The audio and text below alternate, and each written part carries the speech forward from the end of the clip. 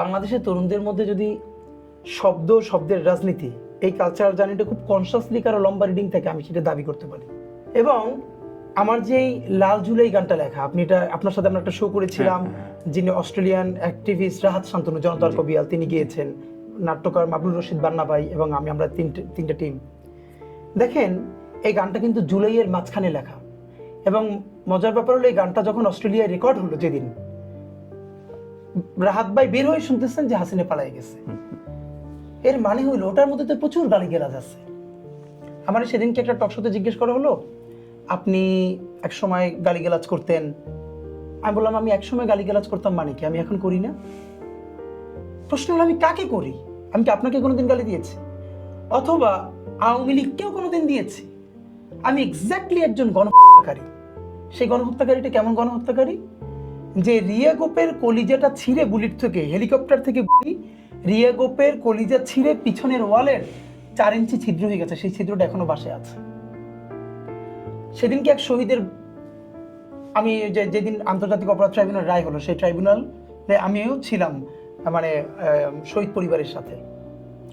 সব থেকে যে কনিষ্ঠ শহীদ, তার বাবা এসে জড়াই ধরলেন যে কিভাবে কোলের মধ্যে সন্তানটা মারা গেল।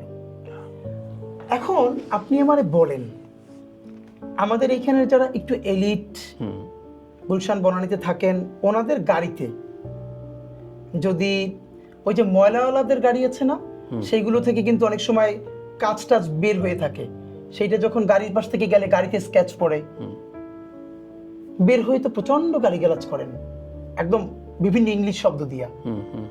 এর মানে আপনি যদি গাড়ি থেকে বের হয়ে একজন ময়লাওয়ালা গাড়ির ময়লা টানে, তারে প্রচুর ইংলিশ গালিগালাজ করেন, এটা হলো সভ্যতা, খুবই সিভিক, এবং এটার মধ্যে একটা এলিট ভাব আছে। আপনি গাড়ির থেকে নামছেন এবং ইংলিশে গালি দিতেছেন, দেয়া যায়। এই গাড়িটা ঠিক উল্টাইয়া দিলে একজন ময়লাওয়ালা অথবা রিক্সাওয়ালা, একজন সবজিওয়ালা, তার সন্তানরা করছেন, আপনি যেগুলো ইংলিশে বলছেন না, ওইগুলো বাংলায় তার জবানে সেবার আপনার বলতেছে, আপনি এগুলোর অসভ্য বলতেছেন, আপনি এগুলোর অশ্লীল বলতেছেন। আপনি আমার বলেন তো, যে প্রকাশ্য দিবালোকে একটা ছেলের চক্ষু খুলে পড়ে গেছে গুলিতে, সে চেপে ধরছে, এরপর সে আন্দোলন থেকে নামতেছে না। একটা ভিডিও এখনো প্রচুর ভাসে যে বন্ধুরা লাশটা নিয়ে যাচ্ছে, সেইটার উপরে আবার গুলি হচ্ছে, ওরা লাশ ফালাই দৌড়িতে হইতেছে।